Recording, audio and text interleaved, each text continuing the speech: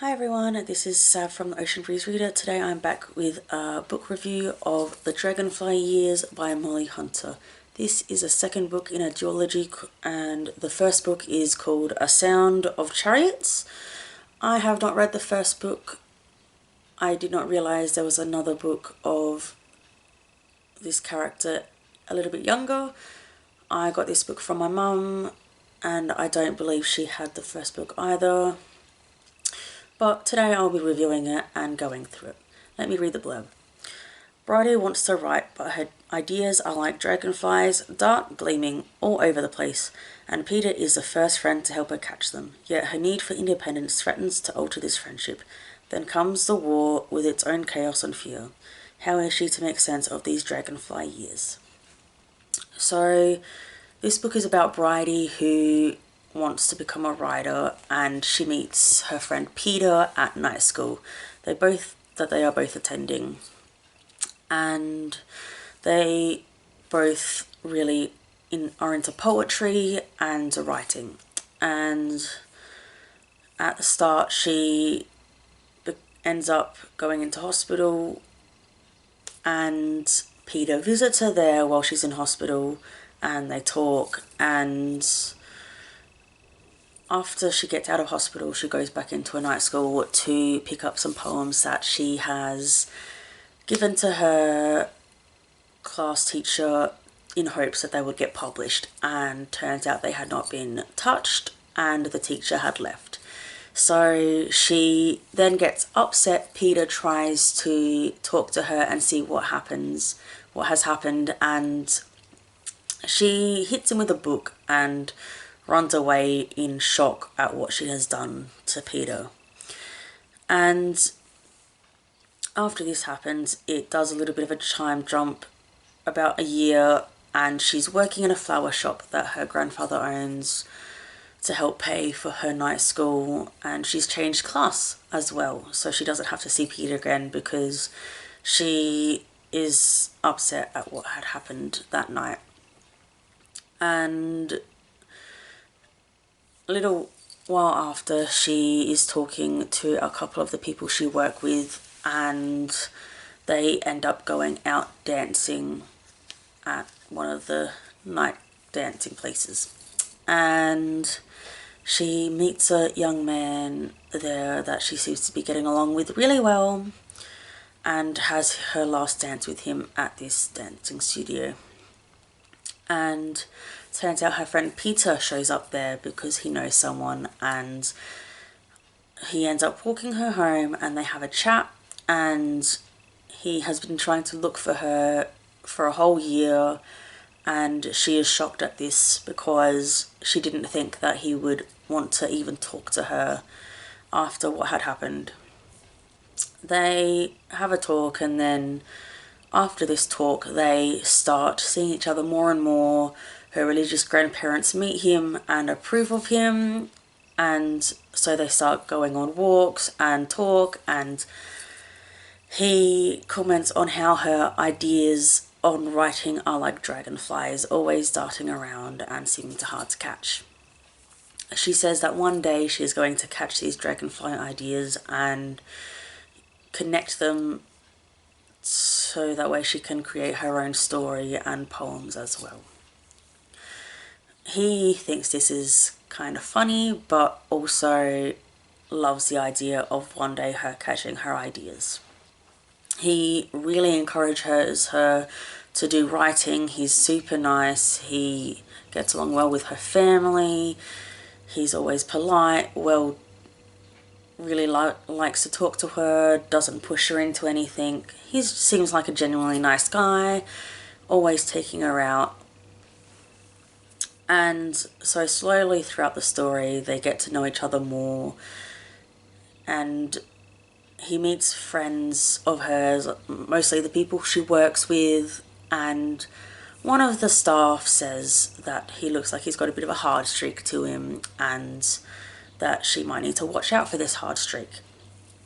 She sort of ignores it, but keeps it in the back of her mind and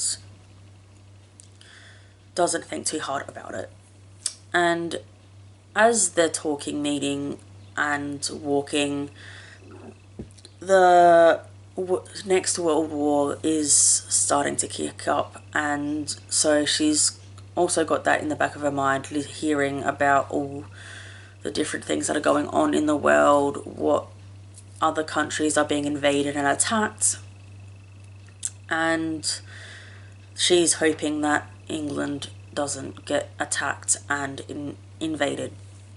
And as this is going on, her grandmother is taken ill, and so she's helping to take care of her grandmother, and her and Peter have a fight. And they have a fight because she has started talking to the young man she met while dancing. And he doesn't like that at all. He wants her to himself and is quite protective, and has demanded that she not talk to him again or even see him. And she is very strong-willed and doesn't take to being told that she can not see someone, or that she has to take orders from a man and wants to be able to make her own decisions.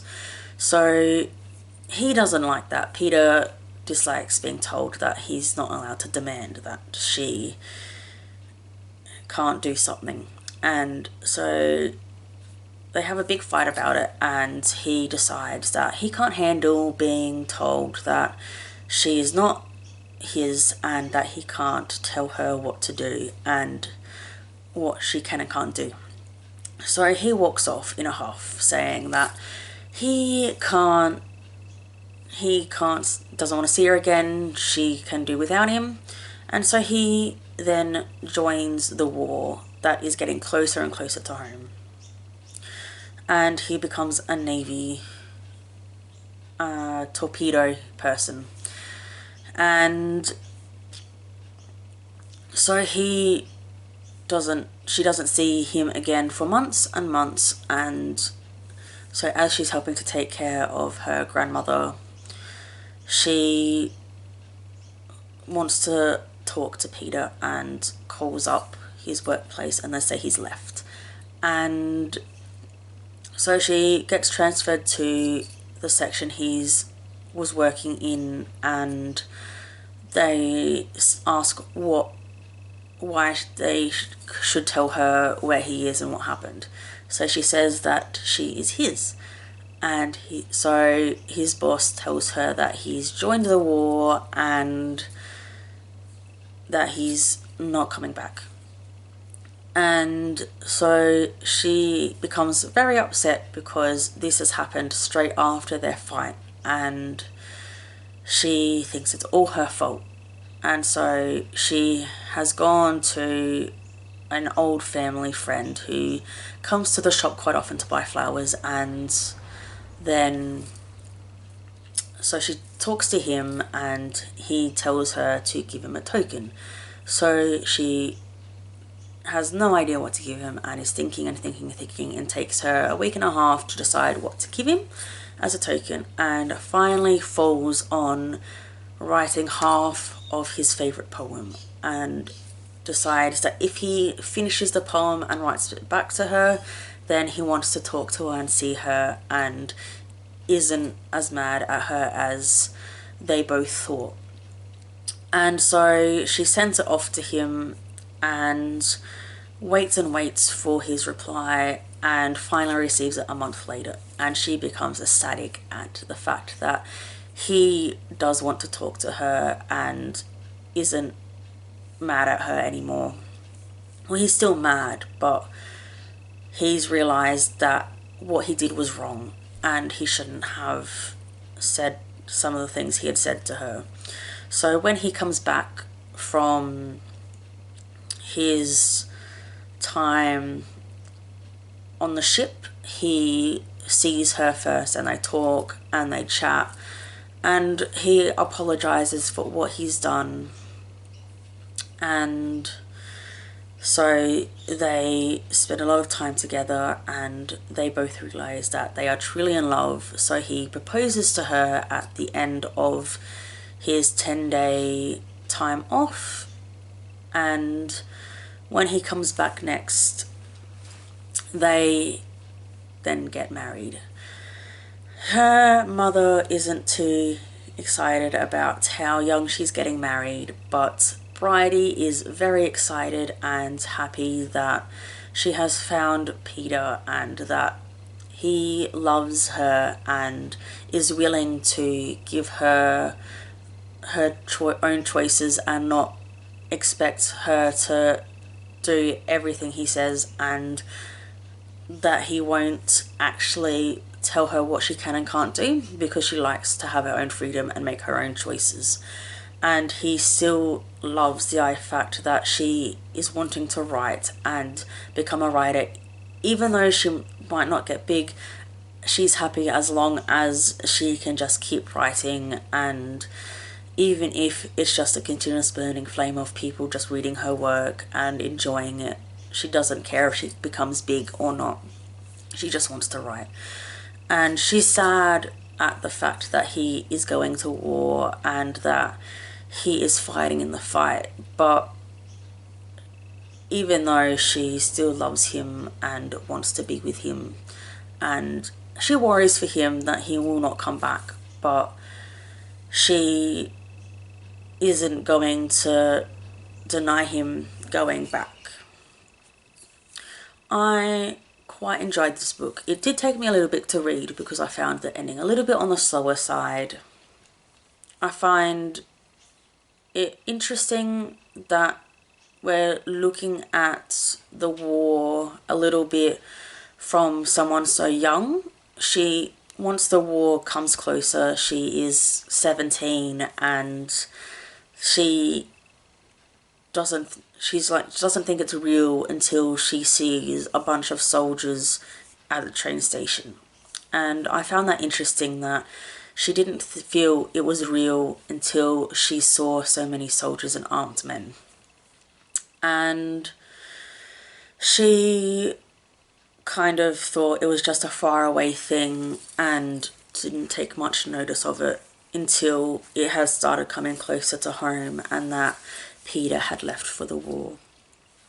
Her grandparents, I found, were quite strict, and what I thought would be quite fitting and like what I thought grandparents would be quite like back in those times between the world wars, and quite strict, religious, and although they were religious, they took care of Bridie even though she didn't believe and wasn't as religious, and they loved her and cared for her nonetheless, and were strict but were caring. And her mother and siblings absolutely adored her, and she had a great relationship with her mum and siblings, especially her younger brother, who they spoke to each other about absolutely everything, and they were close. I loved seeing a close family relationship among a family, because so often you see dysfunctional families and families that don't get along, and for me that was really good to see because I was always quite close with my family as well, and it was just nice to see a good family relationship and a family who approved of a young man that she's brought home, and even though they didn't want her to date, they approved of this man even though they thought she was too young. But they let her go and spend some time with him and let their relationship flourish, which was nice to see. I enjoyed the slow ride of the book. It was good to see how she was encouraged to do her writing, and that she had met someone who was so encouraging and who loved her even though she was a bit strong-willed and loved to make her own decisions. I liked how she was very independent and made her own decisions and wouldn't let others make those decisions for her. It was good to see a strong female character that didn't let others push her around too much, and it was just nice to see that she had made good relationships with the people around her, and when someone had tried to get too close, that she didn't like, or that seemed a little bit creepy and just a little bit gross, she told him to pretty much go find someone else and never come touch her again, and told him basically to shove it where the sun don't shine in her own way, which was nice to see, because so often, a lot of the times when men are told that, they keep persisting, but he left her alone and didn't even come near her again, which was really good to see. It was a good story.